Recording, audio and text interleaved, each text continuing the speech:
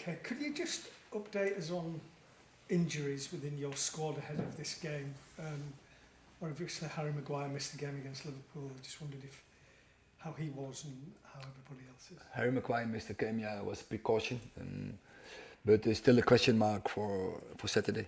So we have a training. We have to see whether he's fit enough or not to be available.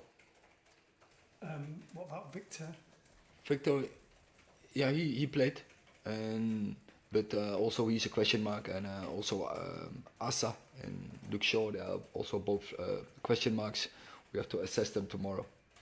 Just in terms of the players who didn't go to the USA, who played in the Euros and Copa America, how easy will it be for them to play in a game at Wembley on Saturday? That is individual based, and every has a different background. We all put them on off-season programs, but they have all different starts as well in the pre-season. In the weeks we were in the USA, so from individual to individual, we will assess them and then make a decision whether they start or they come from the bench or they don't play. So, sorry, I was just thinking that if there are doubts over Harry and Victor, like, is Martinez able to play central defence, or would you have to look at another option? No, we think about Milicia to be involved in the game. And can I just ask you one question about a player who was on the trip, Mason Mount, who had a very difficult time last season. He did well in the USA. What are you expecting from him this season? Yeah, we know he's a high-class player, and just bringing his skills in. And so last season he had a very bad season, a very tough season for him because of all his injuries. So we are now very pleased. He has had a very good pre-season, and I'm sure he will now, from this point on, contributing to the team. But you stay fit, but it counts for every player. Erik, you've said you're eager to do business. Have you got any update in terms of how close you might be to bringing a new face in? When we have news, we will announce it. No, but you see in the market, it is quite quiet still. But we have done our business.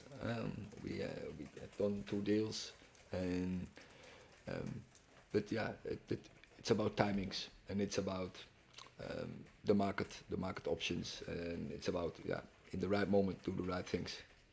In the last few days, particularly, you've been heavily linked with a central midfielder. Have you been able to identify the player that you want to try and recruit in an ideal world in that position? I don't go into details where we are now in recruitment and where we are working on, of course. We know what we're doing. I think we are in a good position with the squad, and just for you, just wait, patience, and in the right moment we will tell you. Do you have to sell before you can buy? Is that part of the patience required? No, we are ready. We did already, and we bought already. And I said we have a squad where is in every position there is a double occupation.